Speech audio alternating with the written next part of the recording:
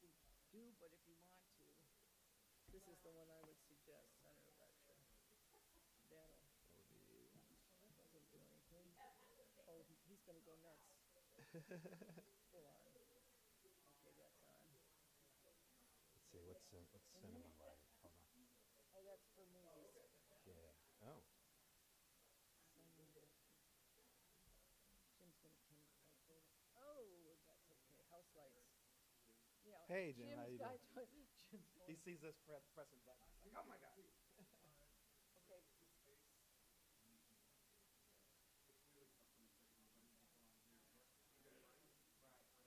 So should we go back to what it was? So just keep the light. Do you want to? Do we need to adjust it, or is this okay right here? Or because we switched it to the center lighting.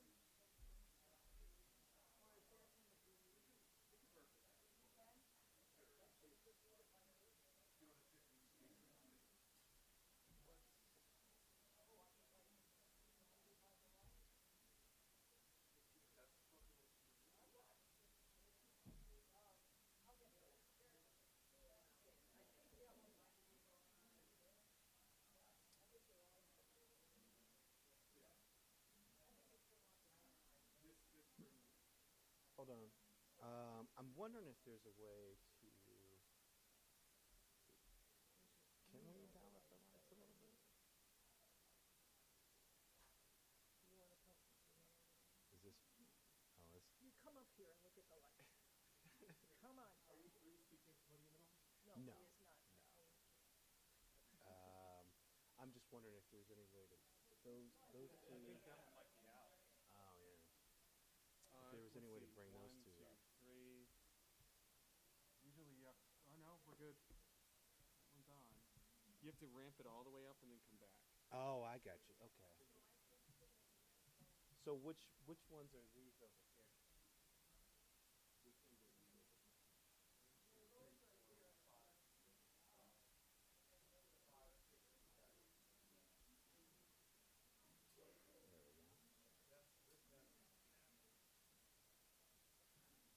Yeah, you're gonna want to bring 8 down a little bit too. Bring it down.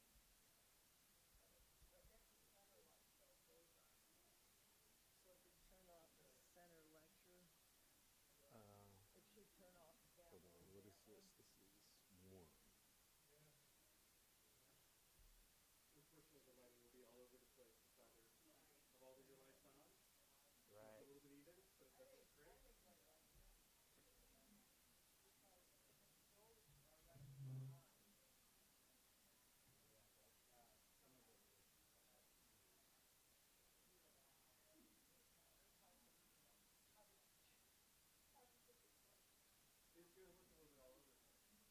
Some people are going to be really good at bright. Right. This is here right here.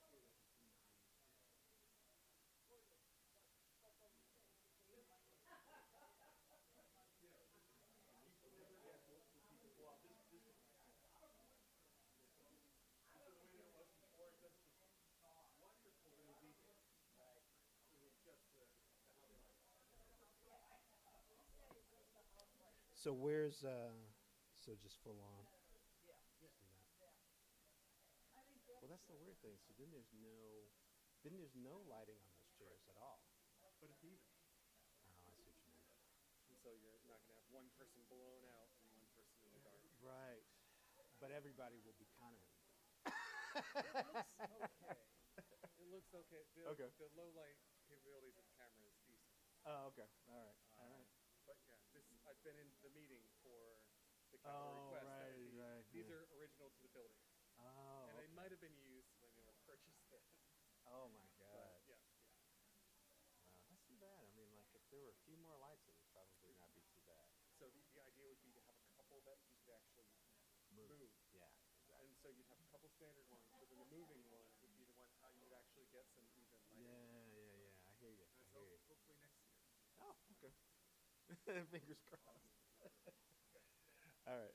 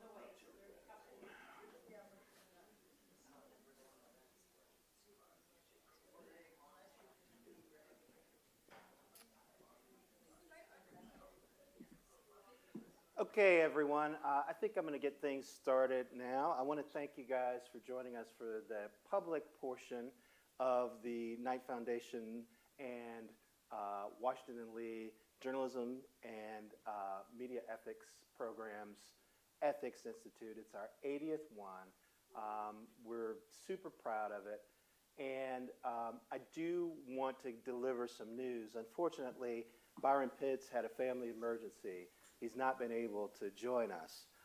So instead, what we're going to do is offer a panel with our 3 professional journalists who've come in to be part of the Ethics Institute.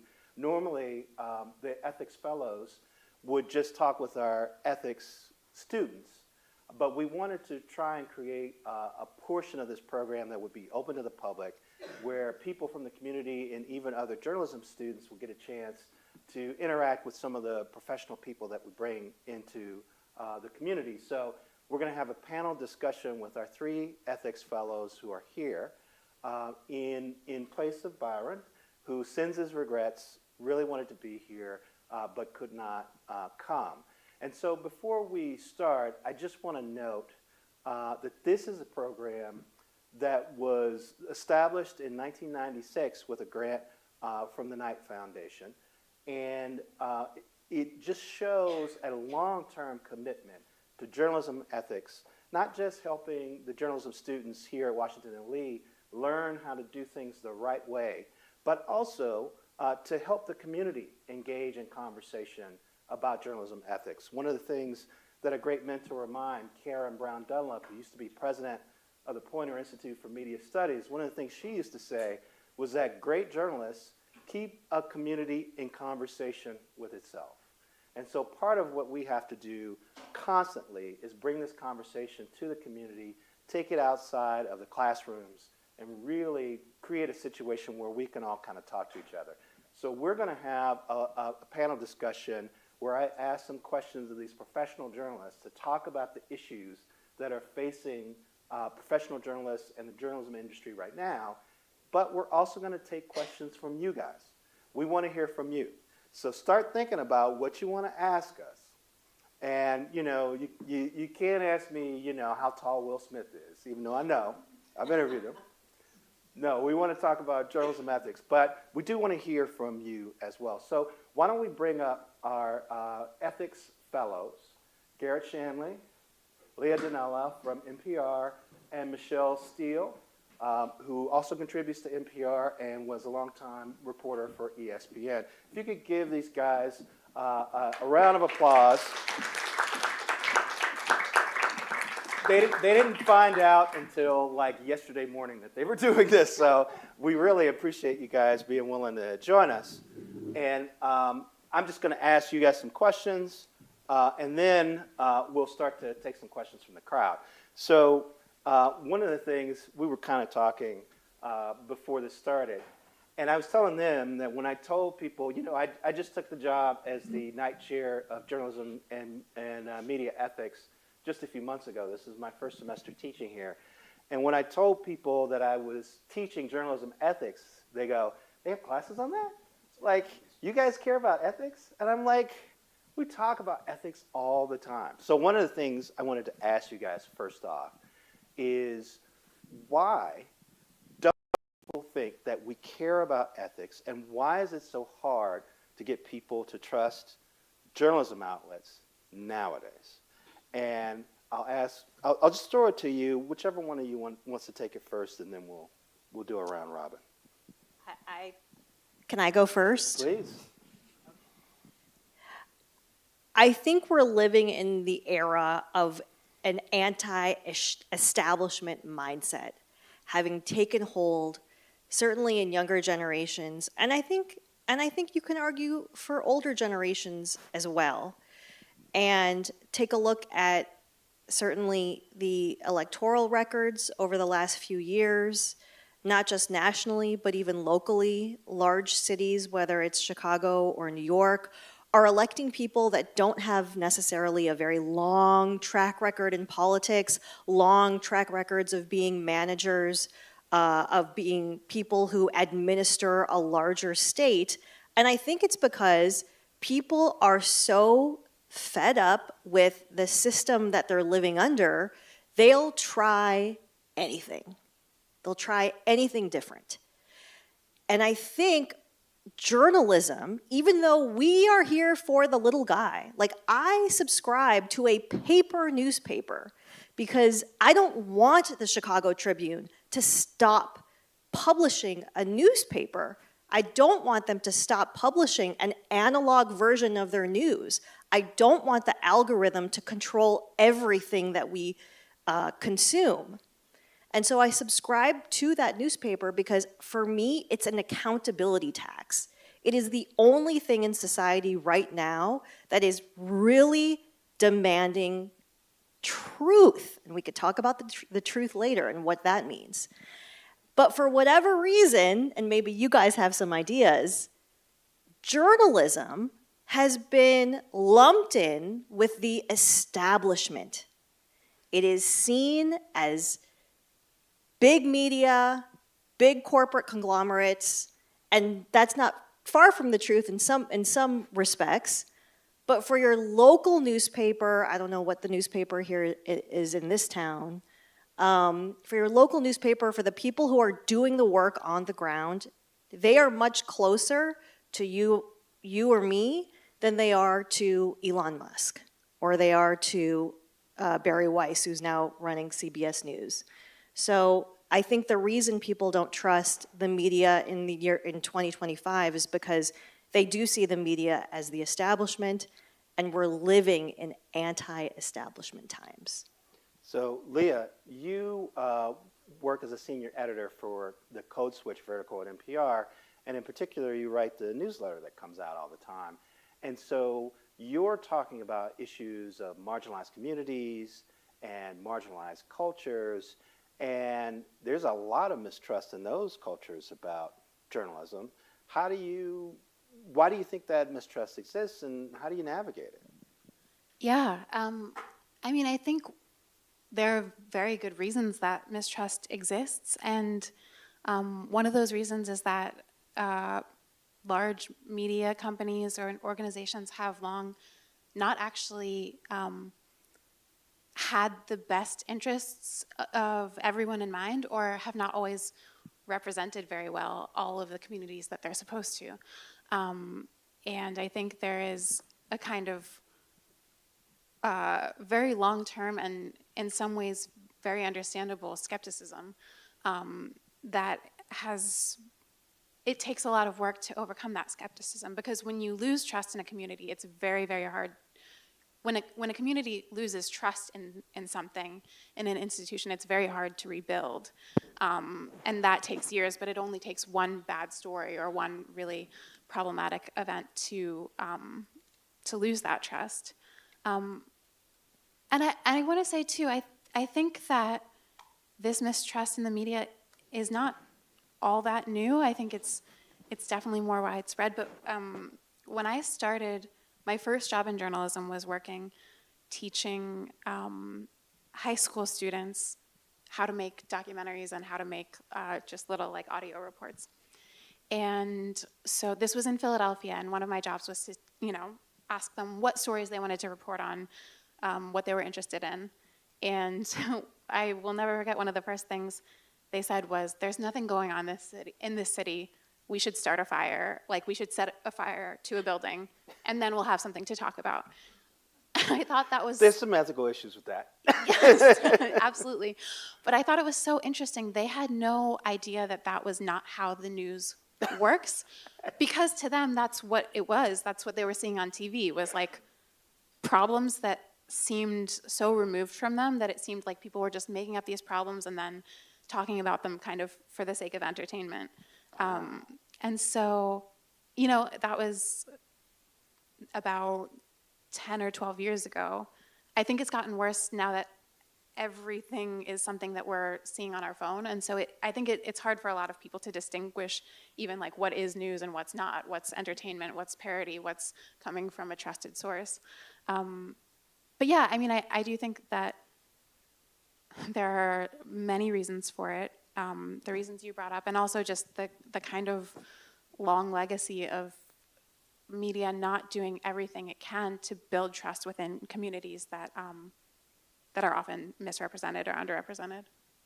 So Garrett, you're a senior at the University of Florida, and even though you've broken some pretty big national stories, you haven't yet started working full-time as a professional journalist. So what's your sense about where this cynicism comes from, and have you faced it yet as a student journalist? Yeah, so I think I have faced cynicism as a student journalist, but I think speaking more broadly, I think you mentioned the idea of truth earlier, and I think there's two different conversations going on about truth and narrative in media. There are like cold hard facts like 2 + 2 = 4 and the sky is blue, and then there are bigger stories and narratives that we tell. And one of the narratives that I'm usually skeptical of is, why can't we just get back to the good old days?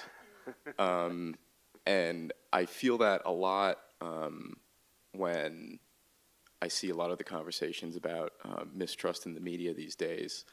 When people talk about false narratives and how things have gotten so partisan, and there is some truth to that, but I don't think it's true that 50 years ago or a century ago things were all like hunky-dory and objective. For every Walter Cronkite, there is a publication or journalist that has contributed to a very dark part of history. And I think that remains true, but I think that truth is separate from the very real uptick in mistrust of publications that are seeking truth and presenting narratives in a way to audiences that are fair and digestible and communicate those conversations. So that's something that I've tried to do as a student journalist. College campuses, there are a lot of debates going on. Arguably that is what college is for. And I think the way that student journalists present it sometimes can come under scrutiny of, why are you platforming, this certain view or position. And I think there's a lot of nuances to that. I mean, that is an ethical question I face a lot.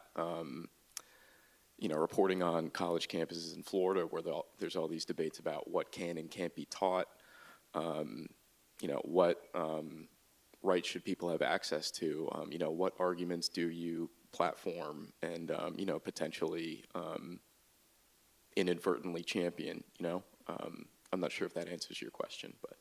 Yeah, no, well, you've hit on one reason why there's some mistrust.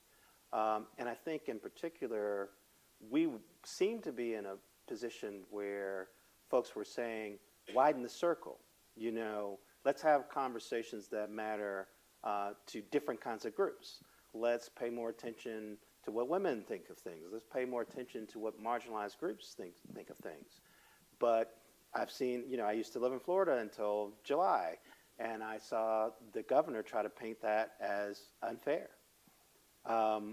When what journalists thought we were doing was widening the circle. So how do you deal with these competing interests where you're trying to bring more inclusion, you're trying to bring more people into the circle, but the people who are already in the circle say that that's not fair to them? What do you think? Yeah, I mean, there's obviously, I think there's, I try to stay aware of power dynamics in that conversation. I mean, just, for one example, I mean, I can explain why the governor thinks that we shouldn't teach certain topics in classrooms and why certain professors should be fired. I can communicate that, his position through, his public comments or whatever. But, I think the harder part of my job is, finding the professors that will be impacted by that and getting them to talk and presenting their arguments. And that's been a challenge. I mean, I think it's easy to report what the big guy is saying, but getting the small person's view in detail and exploring that when they're not, comfortable to get up on a stage and say it is, it's a challenge, but it's like our job, Exactly. I think when you have a governor, say, like DeSantis, right, who is casting aspersions on, well, we shouldn't be as inclusive as we are now because it's going woke or the media has political motivations, I think it's incumbent on the media to expose the people who have real institutional power, like the governor of a state, to expose his motivations for saying the things that he's saying. I was at the White House Correspondents' Dinner this year, and I was talking to some people who worked for the larger networks about how, I just, asked, how difficult is it to be in a room with, say, the president, and he's really saying insulting things. The kind of things that I've never heard, and I used to cover Bill Belichick. Bill Belichick would give you a terse answer if he was pissed off at you. Or if you asked about special teams, he would give you a 10-minute long answer. And that was kind of the extent of it. And he was considered going to cover the Patriots, it's basically like being at a public execution or something in those press rooms. But it's nothing like being in the White House. And I said, how do you guys kind of put up with that? Because you're there to do a job, and he's there to do a job. And when he has access, you ask questions, he answers the questions. That's it. That in the NFL, you ask the coach questions, they're mandated to be there, and he answers. That's how it works. He doesn't insult you. The coaches don't insult you. And this correspondent for a network said, well, we're not activists. And I said, you're part of the show. You might not want to be an activist, but you're part of the circus. And you are going to be, if you're going to be used as a foil, then you're allowing yourself to be used as a foil. He sees the media as the opponent. Now the question on what to do is obviously what we're going to solve for today. Yeah. Obviously, we have all the answers. Here's the first one. No. Yeah, right. Number one. What strikes me I just think the disrespectful relationship is just, it's so offensive to me, but it's because I'm from sports where that dynamic is very different. Yeah. Well, what strikes me about where we are now and what might make it a little different from what you noticed even 12 years ago is that the media does not have the benefit of the doubt anymore. I mean, one reason why CBS wound up having to release the entire raw interview that it did with Kamala Harris when President Trump sued them is because the public did not trust that 60 Minutes could edit that interview fairly. And CBS was worried enough about it that they put out the whole transcript and they put out the whole raw interview. And when you get to the point, Kamala, when he filed the lawsuit against them.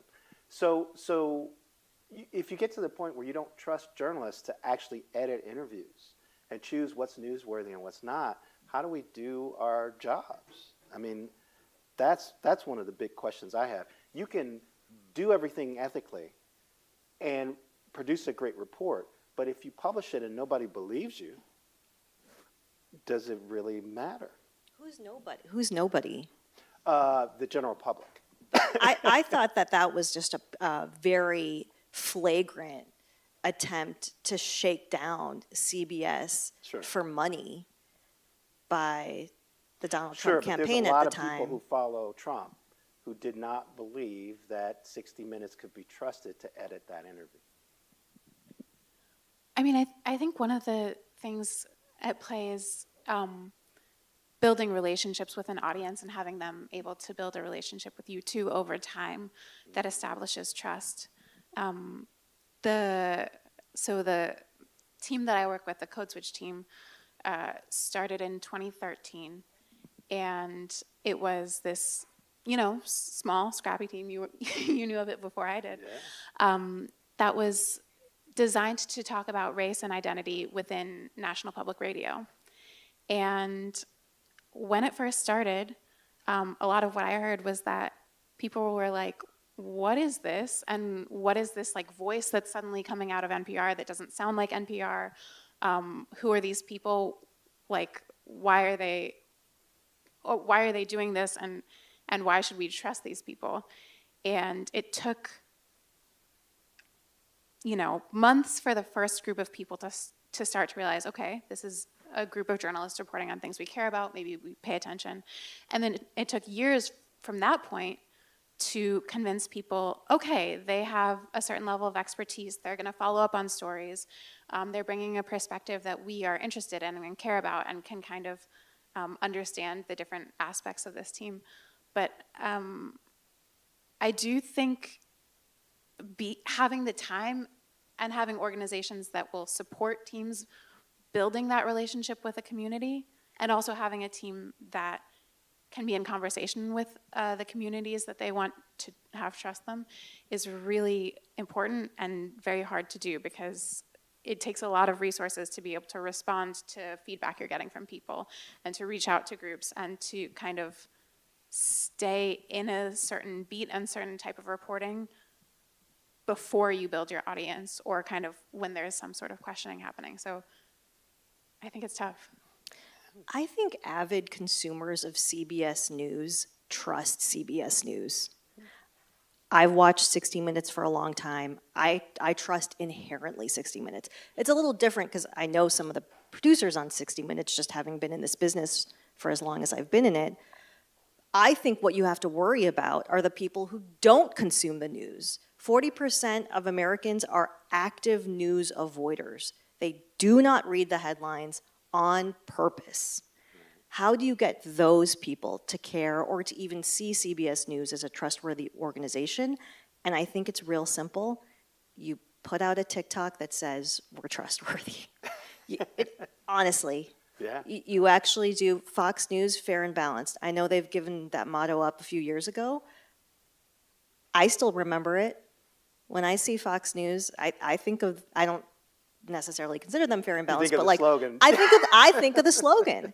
Yeah. And I think the way that you counter people mistrusting you is to be strong about your values and repeat them over and over again.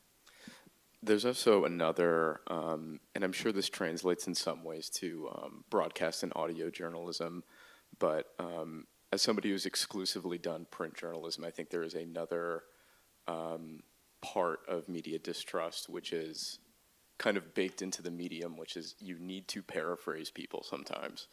On TV and on in audio, you have the advantage of being able to put up an extended clip of a press conference or a speech. Again, based on the 60 Minutes interview with Kamala Harris, even that is being scrutinized now. But there have been instances where I will summarize what a public official said, and I've been accused of mischaracterizing them. And to cover myself, a tactic I sometimes use, which is not foolproof, is going back to that person and telling them, hey, is this the idea that you communicated? And again, not even that's foolproof. It has, I have done that clarification with people and published that and then have them say, I don't like how you wrote this. But there are some people who will just not like not having control of exactly how their positions are worded. Yeah, I can dig that.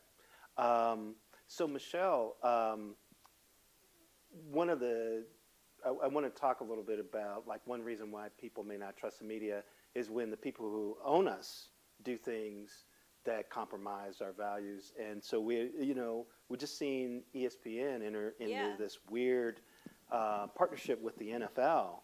And already there was a sense that ESPN is airing these hugely successful NFL games.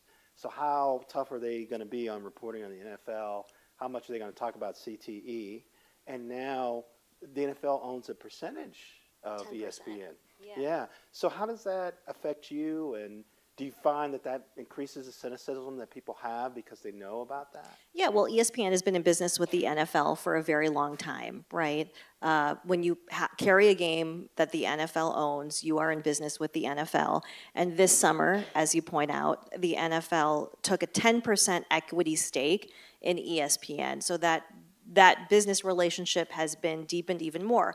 Now, I've, of course, have been asked through the years, well, you cover the NFL, like how objective can you really be about the NFL when ESPN has Monday Night Football and all of those highlights and a daily NFL show? And what I've always said is that no one has ever told me, and this is true, like no one has ever told me all the 14 years I was at ESPN, we need you to lighten up on CTE, or we need you not to report about such and such embarrassing thing involving this player or involving this owner or this coach. That's never happened.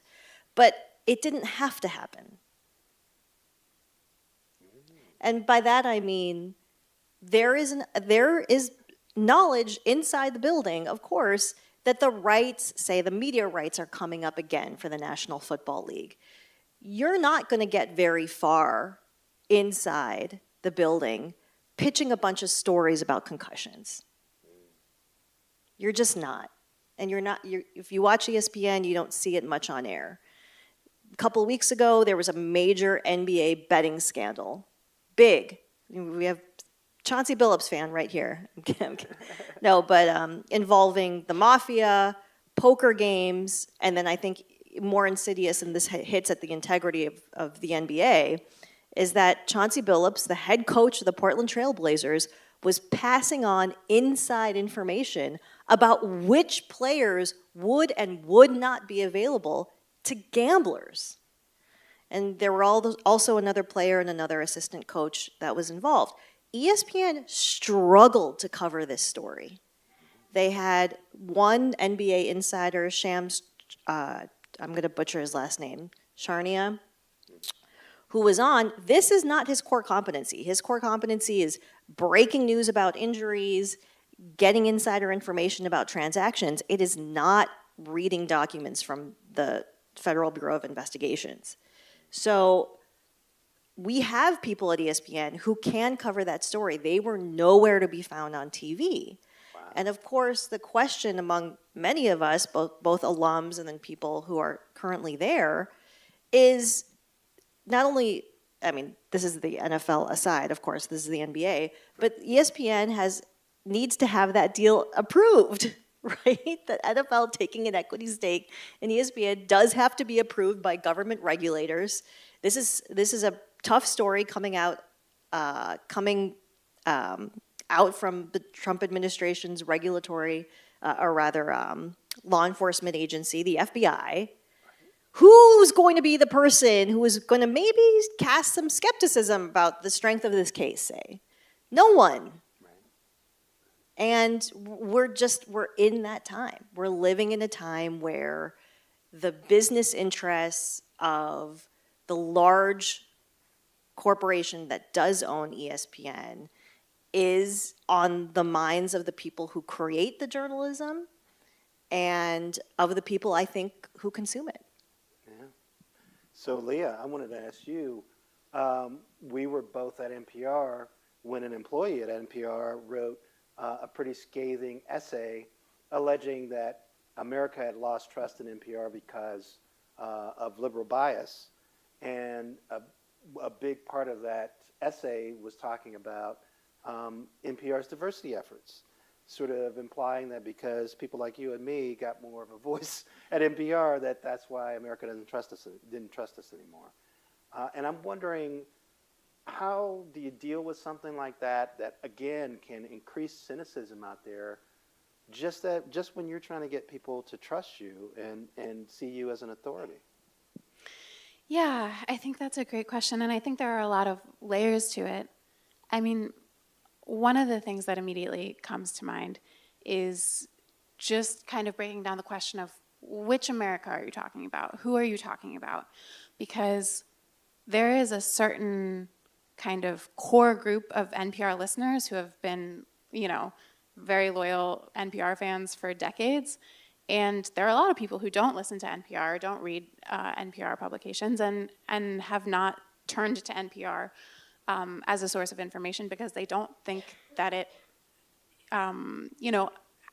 accurately conveys the type of news and the type of information that is useful to them. So I think whenever you try to, either expand who you're reaching or change who you're reaching or create a more diverse set of voices, it's going to have an effect both on the existing audiences and the audiences that, you know, people are trying to reach.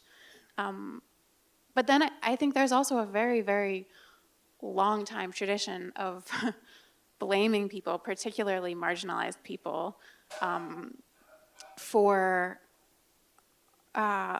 not being able to be objective, for being biased, for not having the same sort of access to the truth or to information or to kind of disinterested reporting the way that that other people can. And I think that unfortunately that still gets a lot of traffic. It's still a kind of compelling idea to a lot of people, but it's an old racist and sexist idea that I think needs to be dispelled as quickly and immediately and by as many people as possible. And from your corner of media, what do you think is the most effective way to do that? I think the most effective way to do that is, well, I think there are a few things that can happen. I mean, I think one thing is to have people jump in and quickly kind of counter that narrative. I think another thing is to really stand behind the people who are doing the kind of reporting that's being diminished or being kind of accused of being unfair, and continue not just to support those voices, but to center them and to make sure that they have the same platform, the same regular listenership as other people or readership, and to make sure that they have the same chance to build authority, build community, build an audience as other people. Because as I said, I think it takes time to build trust, and there are very valid reasons that people don't have trust in a lot of places in the media. But yeah, I think for as much as those things can spread and can be very compelling to a certain portion of people, those are not the people that that we should be chasing as media organizations. I think continuing to try and expand audiences and diversify audiences and build a real kind of coalition of readers and listeners who are not going to be immediately susceptible to that kind of, you know, that kind of racist and sexist thinking is really important, because there is no future without a broader, more diverse, and more expansive audience. Makes sense. Michele, I wanted to ask you, you're still involved with the Asian American Journalists Association Sports Task Force, right? Yes. And so I'm the president, so that's why I have this nice chair. Yeah, exactly. So I imagine, are you seeing the DEI pushback, the pushback against diversity? Yeah, absolutely. DEI, as far as like our understanding of it and the way that news organizations have comported themselves over the last, say, 2 decades, it's over. It's over, it's not coming back. Those budgets are not coming back. I don't know what our convention will be like for next year, but TBD, right? Yep. So we as a group are making a deliberate choice to cast our group. It's the Asian American Journalists Association, and I'm president of the affinity group for sports, which is the largest affinity group, the Sports Task Force. We are framing ourselves as more of an HR play. So we're trying to get into the recruiting budgets of human resources teams, because DEI might be going away, but they still need to recruit new employees. And there is still value in trying to cast as wide a net as possible to broaden your pool of, hey, thumbs up right there. To broaden your pool. He's not a member of AAJA, but a friend. Thank you. Or you might be. By the way, everybody, you can all be members. Everybody's, that's another thing we're doing. Everybody's included. If you want to join the Asian American Journalists Association, by all means. I'm a member of the Native American Journalists Association. Hey, you know what? We're all friends here. Yeah. So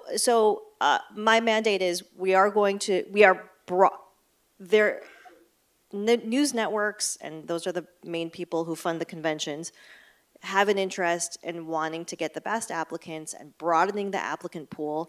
And their current employees, I think, they should have an interest in wanting to get those current employees to have exposure to larger platforms. So bring them in for the convention. Like, these people want to retain their employees, keep them happy. So we're doing all sorts of things to make sure that the news organizations that are employing and hiring people are happy and can still fit into their overall strategy. Now it's more of a corporate strategy as opposed to, hey, let's do the right thing just because it's the right thing to do. I should mention, though, that there is a Kansas City reporter who died a few years ago, Therese Paler, and he set up, his fiance set up a, he was black, and he set up a scholarship at the University of Missouri for, I don't know if you heard about this, for emerging black reporters, black sports reporters. And because Mizzou has canceled all their DEI programs this year, they are canceling his scholarship and putting it in the general scholarship. Wow. Yeah, the general scholarship pool. That, I think, is, those were the wishes of his fiance, of a dying person, right? Yeah.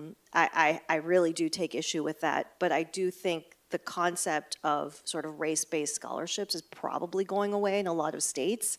Right. And then I think you make it circumstances-based, right? How do we get people from marginalized communities who don't have access to newsrooms and contacts into these scholarships? But it's sad. It's sad for his family, and that's certainly not what his family intended in setting this up. But I think that's where things are. I think that's the way forward for DEI, is it becomes circumstances based. Yeah, and it's tough. I mean, we're seeing high-profile journalists of color laid off in numbers that I have not seen, and not much pushback from the media companies that are doing it. Not much pushback, frankly, from the general public either. And it's frightening. It's frightening because, as I tell my journalism ethics students, diversity is a part of accuracy, right? If you want to tell the full story, you got to have a newsroom that can get to every culture, that can reflect adequately all the different types of people they're going to have to cover. So Garrett, I'm going to put you in a tough position because you're young and still a student. And so I'm going to say, you are our focus group for young news consumers. How do we get young people to get engaged in the news in the way that we would like? I hate to say it, but probably TikTok. I was just going to say, which TikTok account should we follow? Exactly. Yeah, and I think there are good and bad ways to do it. I think I really enjoy the Washington Post social media content. Except the guy who was doing it is gone. Where'd he go? He formed his own company. Yeah. Where everything's going. Yeah, exactly. Sorry, didn't mean to. No, it's a real tragedy. But I mean, maybe he has a good idea there. I mean, making it's striking a balance between keeping reporting nuance, but finding a way to squeeze it down even further into sound bites, which is really unfortunate. Consuming not just longer form content but short form, breaking short stories. I don't know how to reach. I mean, I feel so. I sometimes feel ill-equipped to answer this question because I've been asked it before at these type of things, and I'm such an print news junkie that I don't know. But yeah, I mean, I think finding ways to make things pop on social media that aren't presented in a sensationalist way is the way to go. Get good at writing headlines too, and put those in your social media posts. I hear you. So we've been talking for a bit, so I think it's about time to hear from you guys. So I'm wondering if there's anybody out there who has some questions for our learned, esteemed, august panel, and me too. Any questions? Yeah.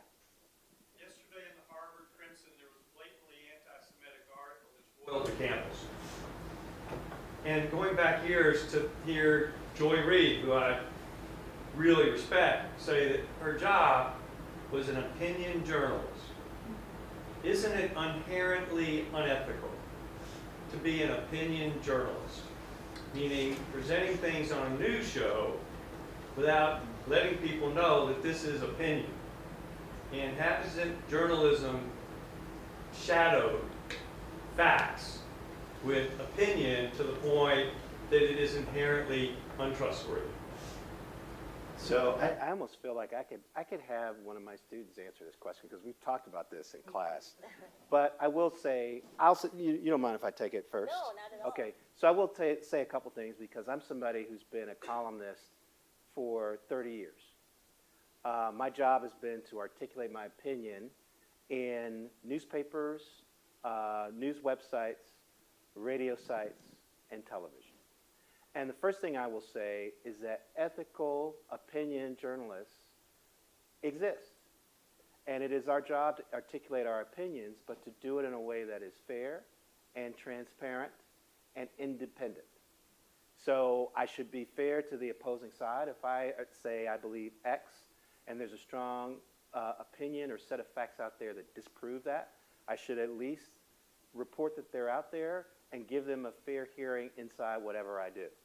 I should reveal that to my audience because that's transparent, and I should not have a hidden agenda about why I have the opinions I have. I should be honest with the audience about why I think what I think, and you know, I don't think what I think because you know, I'm friends with somebody who's connected to the issue and I haven't disclosed it, or because somehow I'm getting money from a TV studio or a movie studio and I haven't disclosed it. You know, it's important to fulfill those obligations. Now, what you're talking about in cable news is we have a lot of people who look like news journalists who are slinging opinions.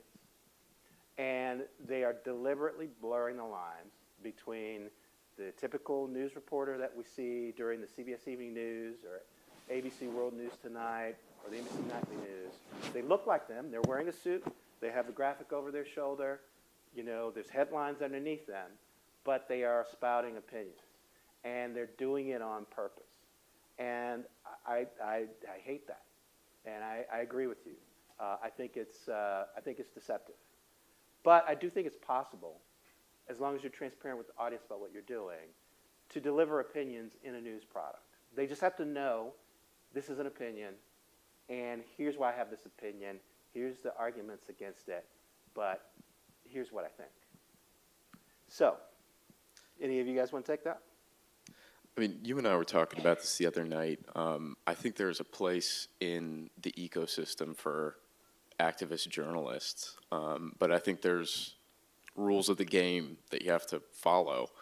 I mean, there are a lot of activist journalists that I follow on the left and the right that I think do, you know, important work that isn't necessarily cropping up in a lot of mainstream media outlets.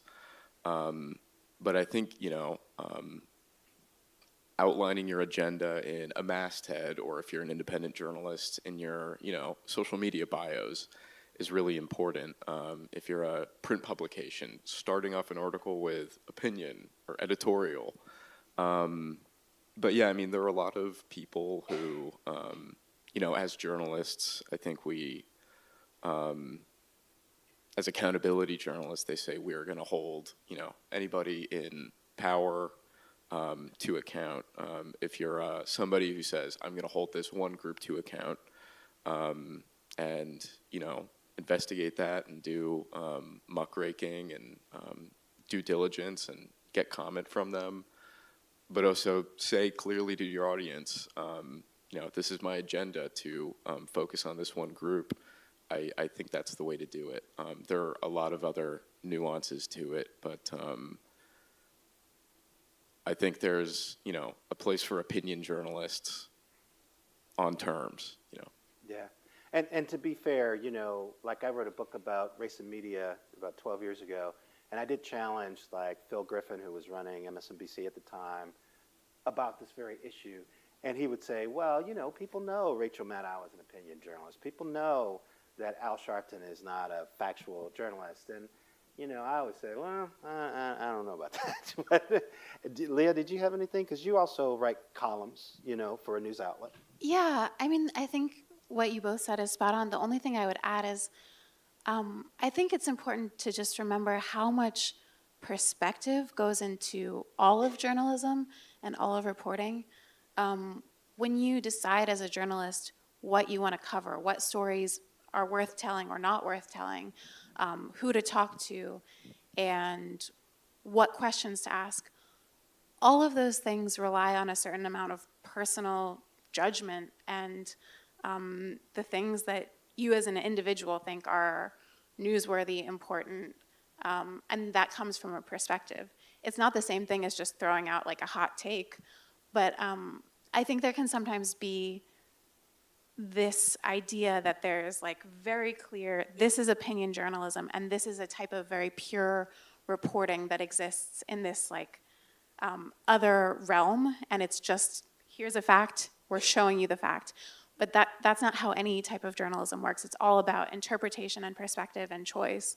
And so I do think, you know, there are gradations to all of it, but it's worth thinking in any reporting about, why am I hearing this story in this way? Why am I hearing from these people? How do I know this is true? What other information do I need to seek?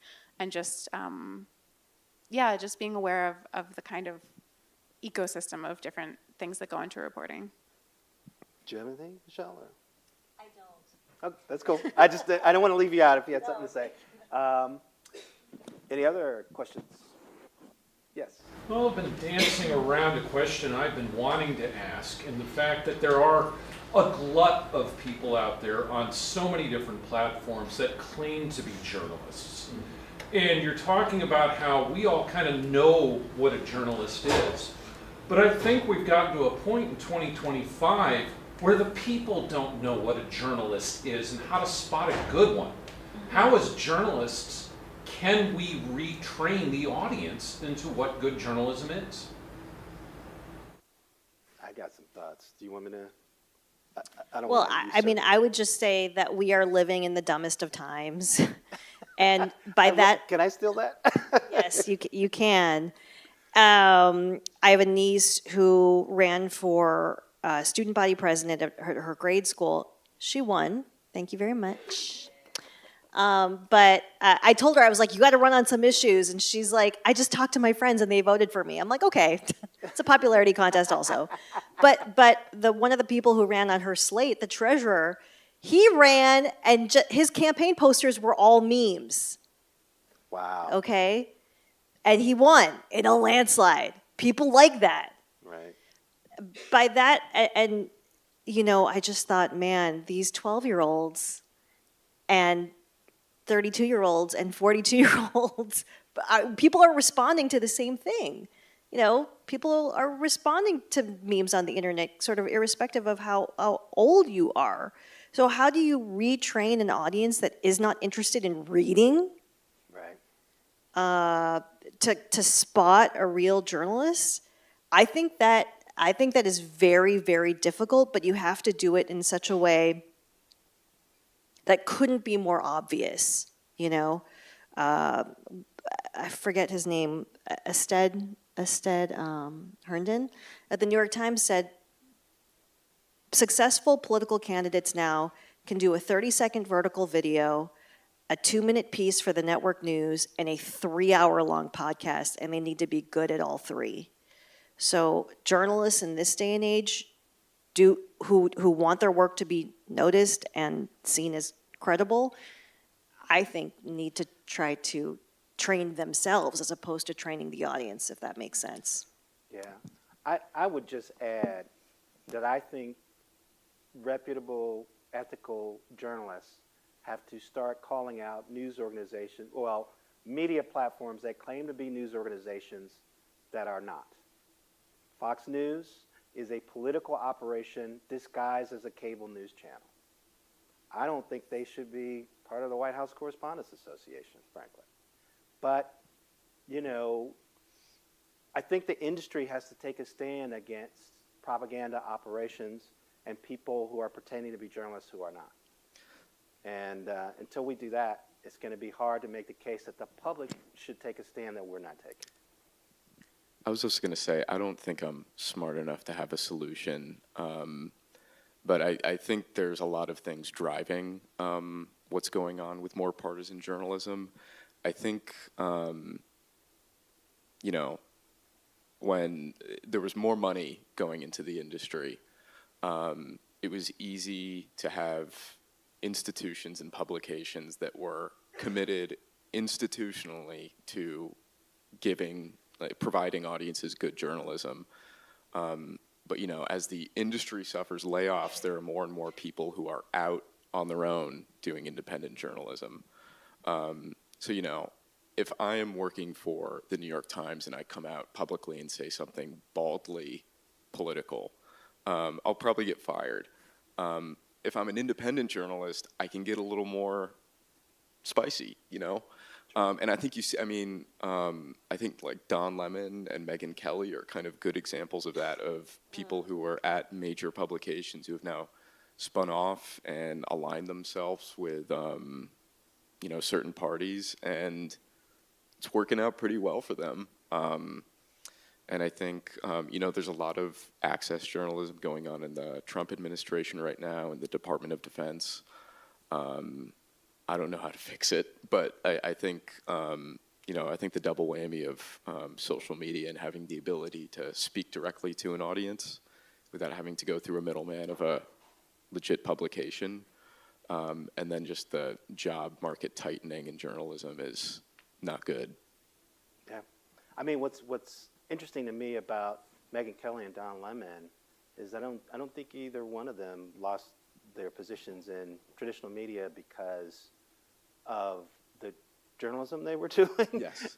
That's the problem. You know, like, I think traditional journalists are being pressured to lower their standards rather than traditional journalism platforms, you know, drawing a line.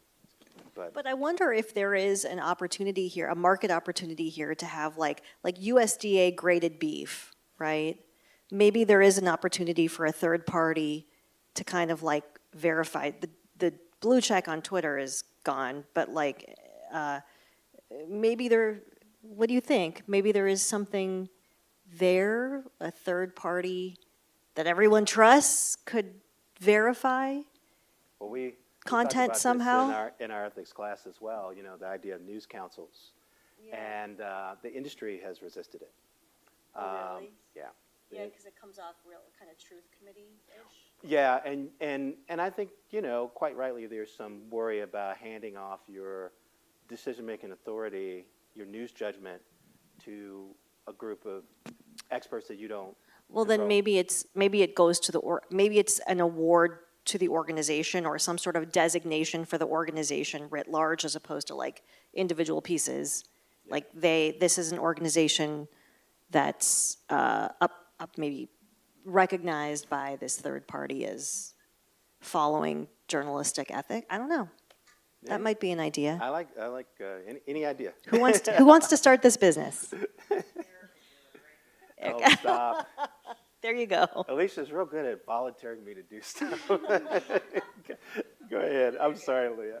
No, I wanted to add one other thing, which is I think that people are actually incredibly discerning when they are presented with things that they feel like they have some real stake in or some ability to affect, or they're reading about something that matters to them in a particular way or will affect them directly in a particular way. Some of the actual best journalism I have ever seen is makeup reviews. I'm serious. You read reviews of makeup and they're so detailed. People weighing in, people saying, I cross-tested this with 100 other products. This is what I found. This is what the color actually looks like. It's crowdsourced. It's thorough. And I know that that's not what a lot of people think of as journalism, but I do think it's a realm where people think, I have control of this thing. I know what I'm talking about. I can share my experiences directly, and I can build credibility. And this is like a community that has developed that like relies on each other. And I think when you look at a lot of the stories that are like traditional journalism stories, I think a lot of people hear them and they're like, okay, this is true or not true. It doesn't matter because I'm never going to be able to change the reality to begin with. I'm never going to actually know what the truth is. And it also doesn't really affect me day to day, at least not in a way that feels tangible.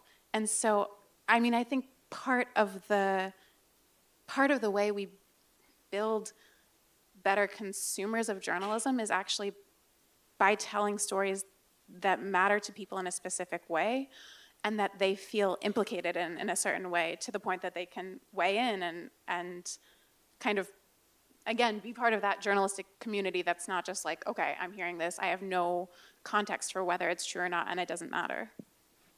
That's well said, well said. Any other questions?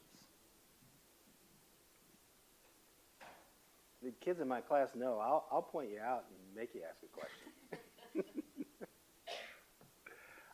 All right, we got. I was just, when you were saying about people being news avoiders, and I'm wondering actually if that's not because you're trustworthy, it's just what you've got to report.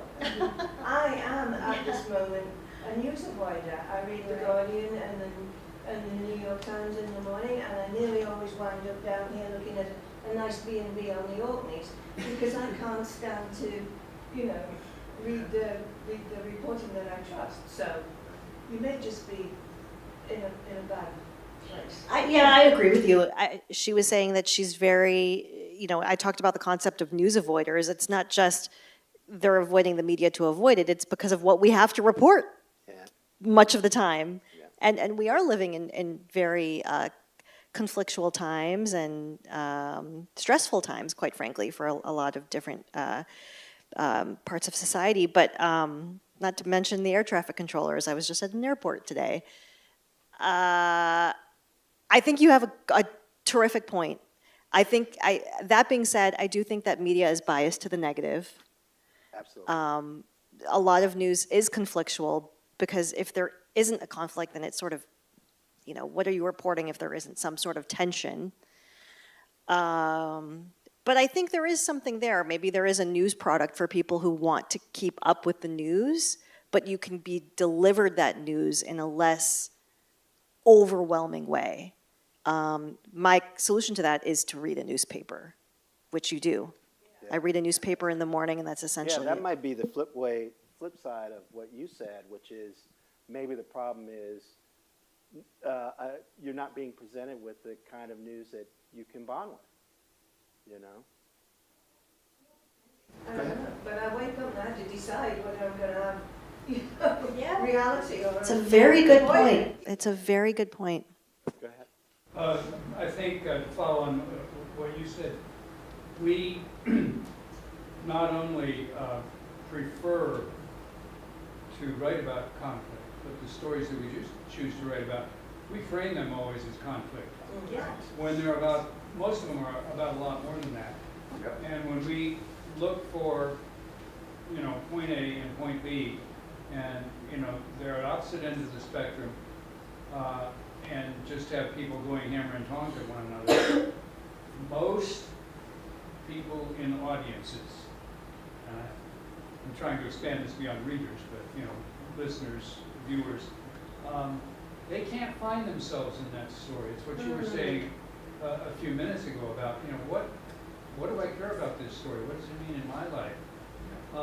We don't even show them how it's relevant to their lives because we're so interested in the conflict, rather than, here's where you fit into this story. This is, and I'm not on this end, I'm not on this end, I'm somewhere in the middle. Absolutely. And I don't mean the stories need to be bland. That's exactly the opposite of what I'm saying. But they need to be framed in a way that people not only can see how they're meaningful in their lives, but that they are, more fine-grained than simple conflict. Not everything's a heavyweight fight. Well, you You know, can one of still the be things- impactful by being empathetic, finding the individual and how it affects them. Yeah. Absolutely. I mean, one of the things, like I've written a lot about race in media, and one of the things that has always bothered me is that stories that involve race are often presented as conflict. Yeah. So when people see something in a Right, story right. that references race, Right. they're already like, turn off. okay, this is a fight. And I bet you guys run into that a lot at Code Switch, right? You're trying to talk about a nuanced thing, and people just think you're trying to start a fight. Oh, absolutely. And I mean, one thing we see all the time is people will say, we'll frame something as like, oh, this is the black perspective, this is the Latino perspective, this is the white perspective, whatever it is, as if there are these different kind of teams or cohorts that are all monolithic and that are all kind of opposed to one another, except when they team up for some, very specific thing. Yeah, and to what everyone has been saying, I think it's, for people living in the world, it's a ridiculous way to frame things and an immediately alienating way to do that. Yeah. I think we're finding some solutions here. I think we found a Am I lot of crazy? answers. Go ahead. Yes, But that's just because I work with you. That's I appreciate all the internal sort of journalistic navel-gazing, but I would like to suggest maybe a question about what the viewer, reader, whatever responsibility is in this. Earlier, talking about cable news, talking about is Rachel Maddow a journalist, that sort of thing. A couple of facts. Number one, those are the highest rated shows on those cable networks. That's true. And number two, there are no reporters on those shows unless they're a guest for that day. There's nobody in the field covering anything. Why? Because number three, it's the cheapest part of their day. It's the highest profit margin because it has no reporting, which would be, the equivalent in the industry would be R&D. There's no R&D going on at all. It's just opining back and forth, and it's cheap, and it has high ratings. So why would you change that? So where's the viewer in this who consistently chooses that product to watch? Yeah, right. Right. The news is biased to the negative because our audiences are as well. They respond to that. They click on it. They watch the it. audience that's watching. And I think the point that Leah's been making is that people are already abandoning. They're not watching MSNBC because they know that that's what they're going to get. So they're not even bothering to watch.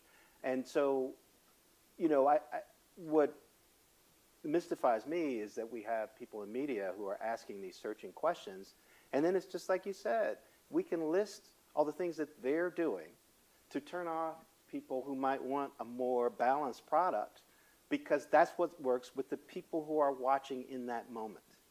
And, how are you going to change things if you don't change things?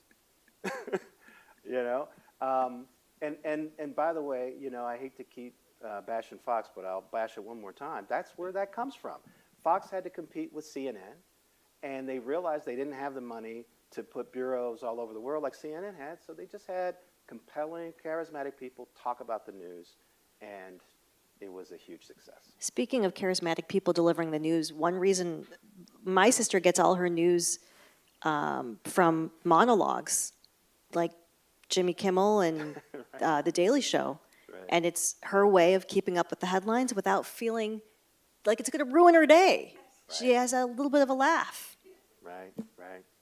Well, guys, thank you so much for helping us make this a really cool discussion. Yeah, thanks everyone for coming out We on a really Friday appreciate it. night. I know, man. Especially Friday the nights students. at Although Washington and Lee. Some of them yeah. have to, and some people are getting extra credit, but we still are glad you're here. Thank you so much. Yeah, So, thanks everybody. if you could Great give questions. A round of applause to our ethics fellows, Leah, Donnella, Michele, Steele, Garrett, Shanley, and thank you very much. We appreciate it. You can come on up and talk to us if you want to. Such a good moderator. Oh, what's